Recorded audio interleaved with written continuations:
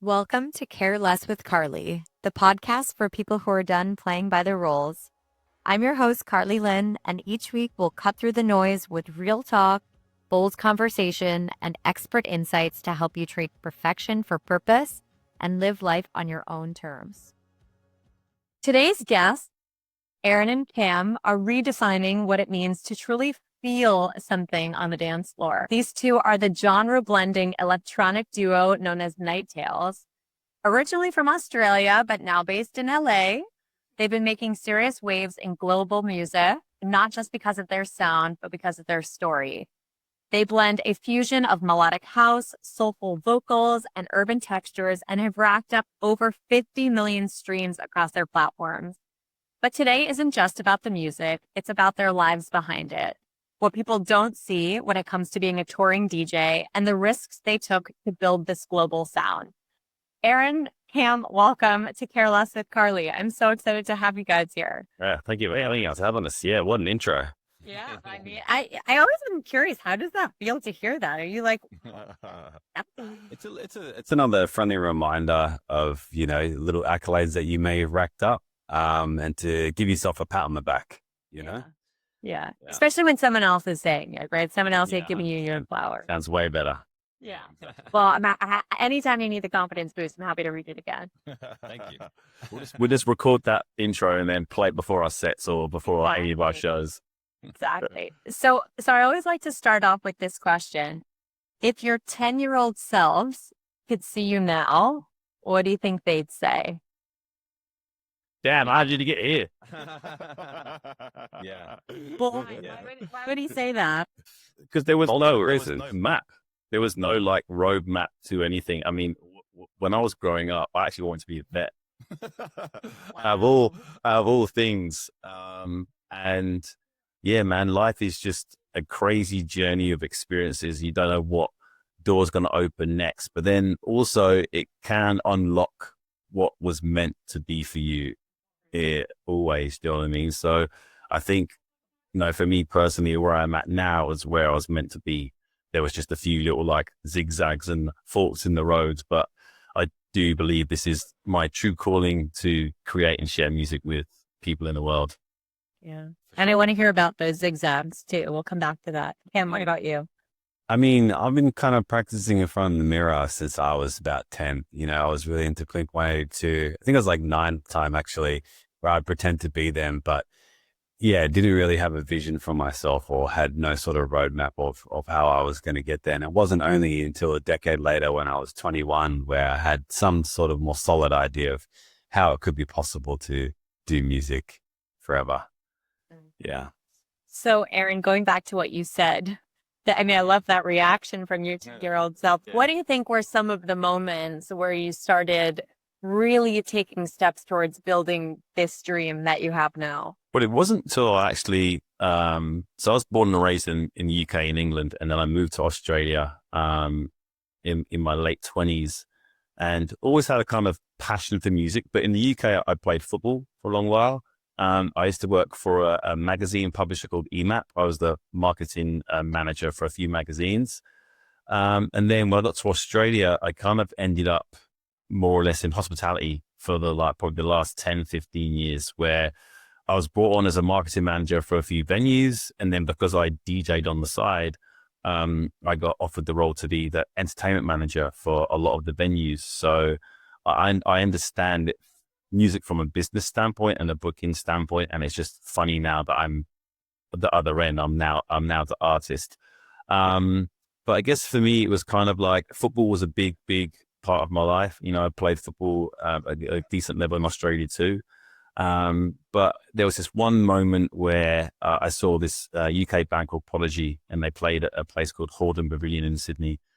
And it was this weird moment. I was literally right in the mosh pit, and I looked up and I was like, this is what I'm meant to be doing. And no way, no joke. I literally went to work the next day and said, hey, I need to work out a plan where I can do my job within 3 days, have the Monday off, have the Friday off to do this. And they extended that flexibility for me to pursue this. So yeah.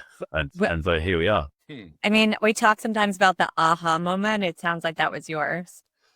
Yeah, definitely the aha moment. And, I guess we can probably get into this a bit more later on, but there is like with any pursuit of any dream, there are sacrifices. And you do give up a lot to chase this. Like I was on a really good job in Australia. I was, paid really, really well, had a comfortable, great life. But I knew that if I didn't kind of like scratch this itch, then I would have kind of regretted it. And there's a story that Cam and I shared a few times about, getting exemption to leave Australia through the middle of the pandemic to go and play a few shows. I think it cost me and Cam about 20 grand each, $20,000 each just to leave the country, get the visa to go and play for the shows.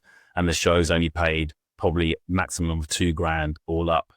And then COVID happened and we got stranded in the States because we couldn't go back. Australia said, no, we're not letting anyone in. It's too much of a risk. And we were in Nashville for the best part of four months. We're sleeping on couches, sleeping on floors, pandemic. Well, I definitely do want to talk about the other side of what it takes to build this dream, because, I've interviewed now a lot of founders and entrepreneurs, and on the outside, it's always easy to see everything in shining lights, but there are real trade-offs. So I definitely would love to talk more about that. Cam, what about for you? So I know you had a little bit more of an eye towards music, but at what point did you say, okay, we're going to really do this full time?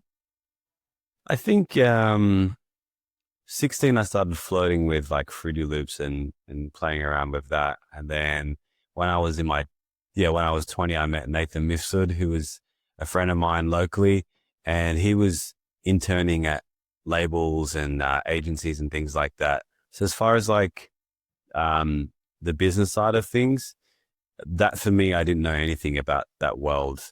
So he taught me a lot of that. There was about a 3 years difference between us, and he was at uni studying music management.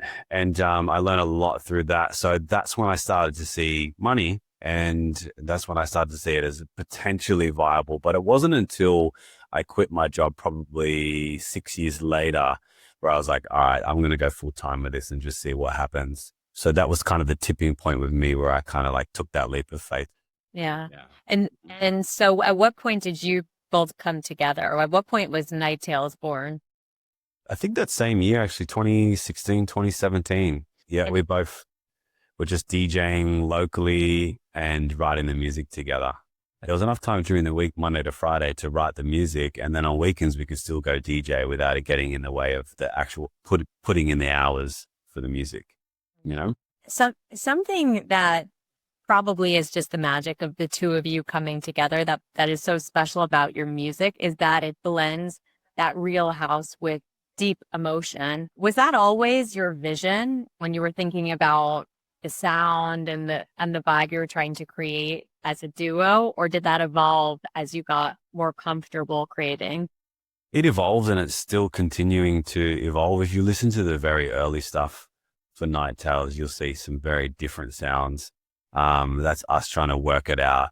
And then I think it was maybe the second or third EP where we're like, okay, this is the lane that we want to stay in. And that was the type of music that was coming to us the most naturally.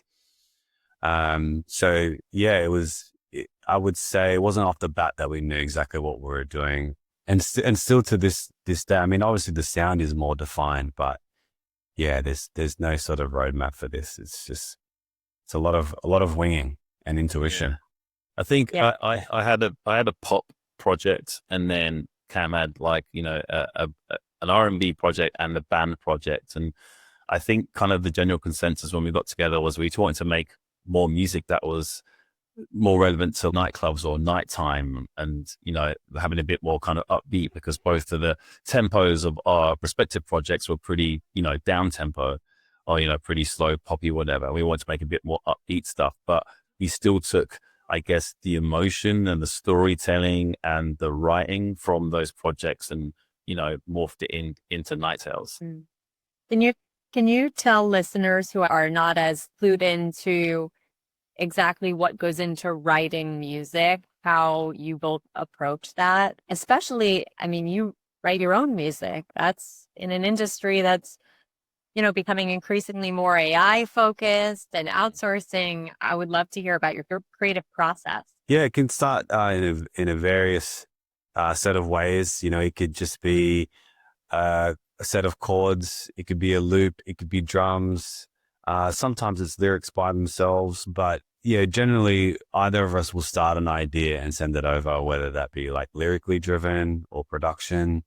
And then we just kind of workshop it from there. But we love telling stories. Mm. So a lot of the, I guess, traditional night tale stuff is sort of songwriter focused. You'll hear like your traditional sort of verse, chorus, pre-chorus, you know, et cetera, that kind of songwriter format. Do you have any tips for how you keep that creative fire going when you're on the road and you're traveling, or maybe you're just exhausted from being a person in today's world? Any tips? Yeah, for me personally, and all artists are different, but I think I spend enough time in the week making sure that I'm writing. And so when it comes to the weekend, when we're on the road and we're touring, is that my focus is solely on that. You got some artists who can, you know, who find it more easier to write on the road. Like, I might have ideas that I might record on like a voice note or something, but to sit down and produce something when you're on the road, traveling, going to sound check, you know, doing that kind of stuff is, yeah, it's not conducive for me. No, yeah, no, just off the back of that, yeah, everyone's a little bit different. Yeah, I think if you kind of actually sit down and just meet creativity halfway, sometimes you'll get a good result out of it. Sometimes nothing will happen, but you've got to give it at least a chance, you know? What do you mean meet creativity halfway? Sit down on the chair and see what happens, as opposed Mm. to saying to yourself, I don't feel it today. Just sit down on the chair just to see what happens, you know? Yeah, they're like, inspiration's always, yeah, they say like inspiration's always there, but it has to find you working, you know? Yeah, I did that maybe about 2 or 3, no, probably longer than that now, maybe 4 or 5 years ago. I truly had writer's block in terms of like, I couldn't produce, I couldn't create anything. And then it was like the doubt comes in, like the, you know, the, what's that word? Is it imposter syndrome comes in? I'm like, how did I write all this stuff before? And then I still do it to this day now. It's like, I go up in the morning, I start my day really early in the gym, and then I'm at my desk by 9:30, and I just open up the laptop and I just write. And it can be anything. Like, Yeah. for me, it's like muscle memory, just doing it. And then some days it clicks, and then some days it just doesn't work at all, you know? So How did you get out of that writer's block? just kept sitting down every day. I made a promise to myself at 9 o'clock I would, because my job before that was pretty much, even though it's hospitality and I work weekends, the core of my job doing the marketing and entertainment was 9 to 5. So I was like, okay, then I'm used to that structure. And so I need that structure in my, now that I'm home or working in the studio. So 9 o'clock, boom, I just go there and I write music, whether it's great or whether it's not. And sometimes, like I say, sometimes the days just go, it just works together. Some days it's complete and utter rubbish, but for me, it's just like keep doing it with the intention that something will happen. That's a muscle. Yeah. I would imagine, as somebody who is creative for a living, you know, not somebody who's doing this on the side, like once you pivot from, okay, I have a 9 to 5 and this is something I'm doing as a passion project, like that creative requirement can feel so much more pressurized. And especially if you're touring and you don't get a lot of sleep, you're not in your routine, you're not at your desk. But I'm always curious how people who create for a living stay committed to that and navigate that. Yeah, everyone's different. Sometimes it's those days where you don't want to write anything, where you end up writing the best things, you know? So Yeah. it's very feeling driven. And yeah, with, you know, having people involved on the project, whether that be a collaborator or just everyday, day-to-day team members, or the pressures of touring, that can get in the way. But you just got to find a quiet space and some downtime, and you'll usually find inspiration will find its way through the cracks of the doors. Yeah. I have this memory, it just came to me, of sitting in the New York City apartment and Adam was there and he had his AirPods in, and all of a sudden he says out loud, breathe in, breathe out. And then he goes, you have to hear this new song. And then we listened to it like 4 or 5 times on repeat. I was working. It was the middle of a work day. I'm like, Adam, and then all of a sudden, breathe in, for that. And so I hear a lyric like that and it makes me wonder what was happening creatively when you were writing that. That was done in Sydney with a girl called Chantel. Yeah, that's right. And the instrumental was there, and it was actually somewhat intentional. It was like, how about in this moment of the song, we have a moment where we introduce that just as a moment to breathe in and just center yourself, you know? Yeah. Yeah, I love it. When people are alive in the audience, they're having a crazy time, you know, they might forget to just do something as simple as breathing. I remember seeing you guys perform at the Mirage, and I remember that moment looking out in the crowd. Oh yeah. Yeah, you guys and David Guetta, just the team. Just hanging out. Yeah, just a couple of guys hanging out. Is there a specific feeling or a message that you hope audiences walk away with when they listen to your music? At the end of the day, it is entertainment. We want people to walk away feeling like they saw a really good show and that they saw, you know, whoever's on stage with us at the time, just leave it all on the floor. You know what I'm saying? Like walk away going, okay, I'm going to remember that for the rest of my life, you know, at least for the rest of their immediate lives anyway, you know, just something remarkable that people can talk about and share with their friends. I think if you're doing that, then you're doing your job. Yeah, and a lot of our music, I mean, as Cam said, you know, we're still evolving, but a lot of, you know, what kind of got us here in the first place was more of the chiller side of music. And when people come to the shows, even though we want to serve them that, it's like we also are really cognizant of the fact that we don't want to just come to a show and you can hear what you hear on Spotify. You know, we make sure that the show is a very, very different experience, and we'll blend in some of the stuff that, you know, the old school stuff that kind of got us here, but we wanted to walk away and go, oh, wow, that was performance. Oh, they were singing, they were doing that. Oh, this happened. You know what I mean? Yeah. Versus just whacking out what you can already hear on Spotify. Sure. I would think the best compliment from an audience member is like, oh my God, this is even better than when I listen on Spotify. Because like a Spotify, you assume that's like the most curated, perfect version of your music. And then live is just can blow you away. Yeah.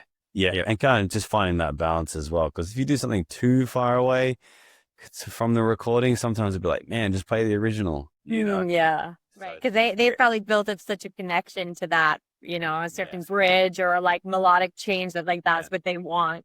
Yeah, exactly. Sometimes we're conscious of that. So we'll, you know, start say Friends is a really popular song of ours. We'll start it as the original, but we'll do like a remix that evolves into something a bit more upbeat and more contextual to whatever the show is or where the show is. When you're performing, are you improvising or that's usually premeditated? Sometimes, yeah. Sometimes you're forced to improvise. You know, we did a festival show where our computer completely just broke down and some of the parts that people were meant to hear just stopped playing and it started crunching and, you know, literally had to run over to a random and grab their USB, put it in, or, you know, the song's cut out and you just have to sing, or sometimes I'll just forget lyrics and I have to improvise with lyrics. You know what I mean? You're always improvising up there. Yeah. Aaron, you feel the same? Yeah. I mean, look, it's kind of when it depends what show that we do. If we play at a big festival, then, you know, Cam and I will sit down and program the music in terms of, okay, then this is the order of the songs and everything. Because festival, you only got like maybe 45 minutes to an hour. But if we're playing a club set where it's like 2 hours, then we just go armed with a record box of like, you know, our songs that we want to play. And it's more adaptable on the fly. If things are not working out the way you want to, or they're working out the way you want to, then we can tailor at the same time the music. But when it comes to a festival where there's LED screens and, you know, all the stuff going on, we have to make sure that it's like everything is minute and programmed down to a T. And that's just making sure that we create and curate something amazing, but that's less flexibility. Well, one very specific festival comes to mind. I know you guys performed at Coachella this year. Congratulations. Thanks. How was that? Yeah, incredible. Definitely a dream come true for sure. Yeah. For sure. Yeah, I mean, your 10-year-old self being your name on the Coachella lineup would be, I think, Aaron, like, what?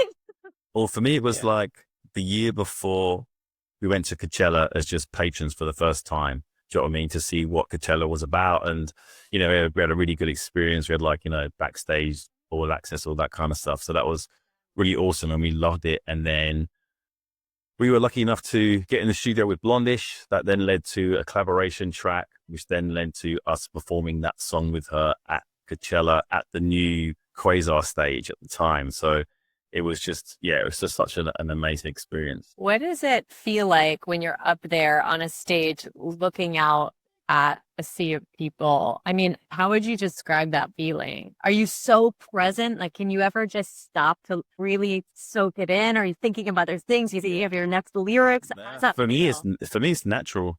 It's like, it's a natural feeling being up there. I don't get nervous. I don't get anything else. I'm fully present. Don't get overwhelmed. And I think that was a lot of that came from DJing in Sydney, especially this at the time, for about 10 years ago, there's a brand new club called Ivy. And so that had about 3,000 people in there each week. So I was just used to playing in front of big crowds for years and years and years. So going up there just feels like, to me, natural. It feels natural, but it's also a lot to take in, as in it's hard to stay fully present in that moment. You know, for me, when I was at that, I was like, take it in, take it in, take it in. But you have the actual practical reality of having to sing and perform. You know what I'm saying? So it's like this weird thing of like having a task to complete, but trying to soak it in as long as you can. Sure. Do you both have any preset rituals, superstitions? I've seen Tiesto doing like, a high five situation with the team before. Do you guys do anything like that? Yeah, usually like we have like maybe we'll have like a shot, with the manager and stuff, and with Cam and like the tight team, and be like, cheers to a good show. Boom, that's pretty much about it in terms of rituals. Yeah, the whole lifestyle is pretty ad hoc. It's always different. It's always a new city, a new venue with a new promoter. Right. You know, so it's hard to get a lot of consistency with the lifestyle. Sure. Is there anything that you do on the road, or you always make sure you do just to stay grounded, take care of your mental health? Do you have any, you must sleep with a feather down pillow or whatever it is? I don't think we're not at that level yet. Most of the time you kind of get looked after, but I think just for like, for health and well-being, our riders changed quite a lot. I think when we first got to the States and it was like all new, I mean, get a rider and all this kind of stuff. It was, every drink under the sun.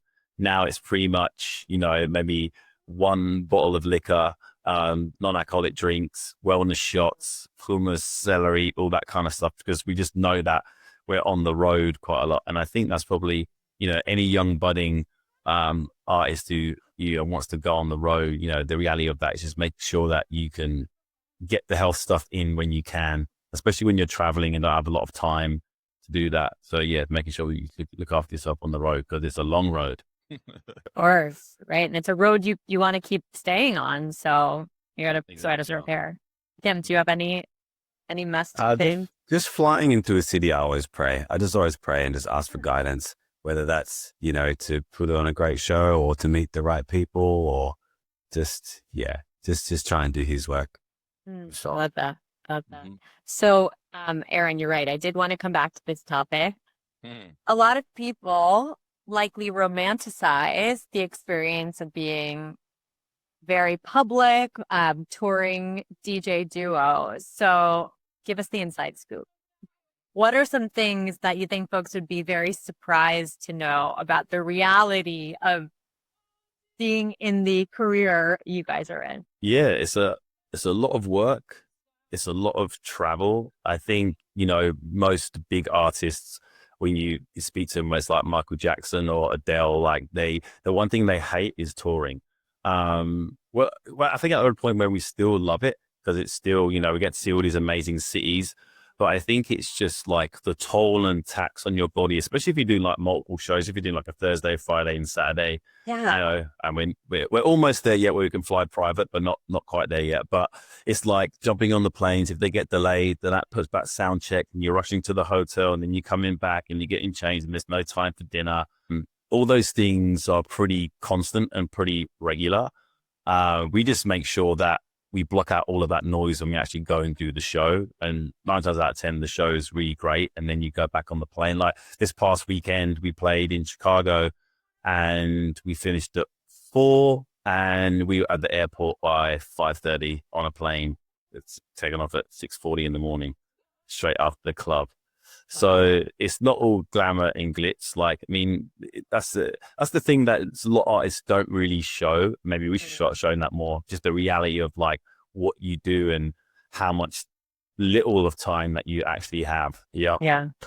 It's like when you plan to go on a holiday or vacation, a lot of time and effort goes into that. You speak to, your travel agent, you go online, you book the flights, you book the hotel, you figure out your itinerary. Imagine having to do that daily, all in one. And sometimes the last minute, sometimes, promoter will want to book you like a week or 2 weeks out. You've got to, scramble and get that organized. And yeah, you've got to be very, very flexible with the lifestyle and moving around, for sure. Mhm. I would imagine that in the years that you've been working together, creating music, you guys have hit roadblocks, right? Even COVID being a big roadblock. Being that this show is about mindset shifts and working through difficult times and quieting that noise, is there any particular moment that stands out where you did hit a big obstacle? And can you talk about how you guys handled that to push through? For me personally, it was COVID. Like, Yeah. bearing in mind, already told you it cost us about $20,000 just to leave, get the exemption, get the visa, get the flight one way, which was at the time, flights were so expensive. And then, I just had this brand new puppy that was left in Sydney that was staying at a friend's, then got bounced around to different people's homes. Buddy. And then buddy. And then you're still paying rent over there, but no money's coming in. And so I remember it was sometime in October, and this is when we're staying in Nashville. I mean, we're in the breakaway house. We were in another house that Adam had, which was literally a startup house, but we were on like, air mattresses. And I remember this like last chunk of money had come out of my account to pay the rent. But at the same time, while we were stuck there, we had a meeting with Sony, and they offered us a record deal. So I knew that was coming at some point. But at the moment, I had literally no money in my bank account, sitting on this air mattress, like eating like a saggy sandwich, just going, what am I doing here, man? I'm thinking have I made the right choice here? Every time you make a calculated risk, you've got to be willing to let go with a fair chunk of money, whether that's spending it on an immigration lawyer or where you live or flights or whatever it is, kind of like any other business really. But yeah, it feels like every 3, 6, 9 months or so, we always put up a sizable amount to kind of get us to that next level. And so far, I mean, you've been leveling up. So how do you stay committed? Like, how do you keep deciding each day, Just holding each other accountable is accountability. Yeah. Mm-hmm. Setting goals and revisiting them and being honest with ourselves. And sometimes the writing will be on the wall. You put out a single and it flops, or you go do a show and there's no one there. So that kind of, reminds you, keeps you honest. Yeah. So I said before the beginning, it's like, regardless of all the kind of the obstacles getting there, I wouldn't change the hardship for it because, I'm getting to do my dream job. I get to create music and I get to play it out in clubs or festivals really, really loud. So it's like, I just always remind myself because, both Kam and I have done those, 9 to 5 jobs. And, even though we may have enjoyed them, it wasn't what our inner child and our inner songbird really kind of wanted to do. So we're doing it now. And I guess the best thing is that we are doing it, and every year it gets better and better and we level up. And as long as you don't stop, you will definitely get to the top. So Of course. I mean, this is coming from two people who are just on a Coachella stage, like one of the biggest festivals in the US, still talking about the journey.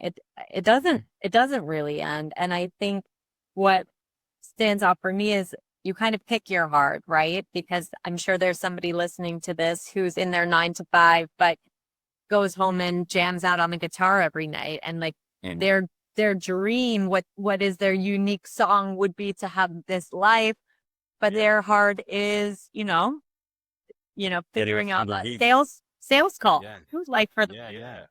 Absolutely. so you're kind of Yep. choosing your heart. If there's anyone listening who has a passion for music and is feeling anxious about putting out their first song or starting to share with their friends that this is a path they want to go down, is there any advice you'd have for that listener? Yeah, I mean, as simply as just putting it out, and that'll give you a true reflection as to, what's happening with your music. Don't be too deterred by the numbers. I think it's easy to get caught up in that world. Whilst you don't have an audience waiting on you, just try and have as much fun and be patient with yourself and just honest with yourself about the quality too. Yeah. Aaron, anything for you? Yeah, I mean, just if it's an itch you need to scratch, then you definitely try and do it. So I want our listeners and myself to know what's next for you guys. What's next on the horizon? This Friday, we have our first headlining show in LA at Sound Nightclub, which we're very, very excited about, which coincides with another Night Tales single release called Imagine, featuring our Australian homie Tamika, called Zero. We have Breakaway Philadelphia in September. Next week, we have a festival in Utah called Das Energy, where we're taking our color show again on the road and working with some native Navajo tribe who are going to be dancing with us. So lots more music, lots more shows. Yeah, we're everywhere. That's awesome. Congrats on the headline. I wish I was in LA. I'd be front row. Oh, you'll get a VIP ticket for sure. Yeah. And there's one question to end on. So the name of the podcast is Care Less. So what is one thing you both had to care less about to get to where you are today? What's a good question? It's an awesome question. Gotta end with a zinger. Yeah, care less about the over perfection of a song. So for example, like when you're producing a song, which me and Kam are producers at heart, there's all these little nuances that go into perfecting the record, whether the kick drum should be a certain sound or a certain shape or whatever it is. As long as it sounds good and you're happy with it, the average person won't think about that little nuance. They'll just think about how the song makes them feel. Do they connect with the lyrics and that kind of stuff? And I think that's, for me, has been a big learning curve, just to let go and go, okay, it's ready. It's ready now. So I go, no. It's not easy to refine. It's just like, okay, I'm at peace with this now. Totally. They say like perfection is the enemy of progress. Yeah, exactly. It's literally. Thanks, Doug. Yeah, what about you? Comparing yourself to other people and where they're at in their career versus yours. Everyone's got their own path. Everyone's got their own trajectory. Everyone's gone their own different way. So yeah, I would give zero attention to what others are doing and only focus on yourself. It's fine to use other people as a barometer to set yourself individual goals or, maybe a benchmark that you can aspire to, but set it and forget it. I care less about that. That's the tagline, set it and forget it. Yeah. Well, thank you guys so much. I feel like this was just our catch up because it's been a while since I've seen you. I'm so excited. And I mean, I hope this goes without saying, but very, very inspired by your commitment to showing up every day and building this. I mean, from where I sit and where everyone else sits, you're doing it. You have arrived. So keep the fight. And I can't wait to hear all the new music. Hopefully be at a show soon. And I'll link all of your info in the show notes so people can find you. Thanks so much. Appreciate it. Having us.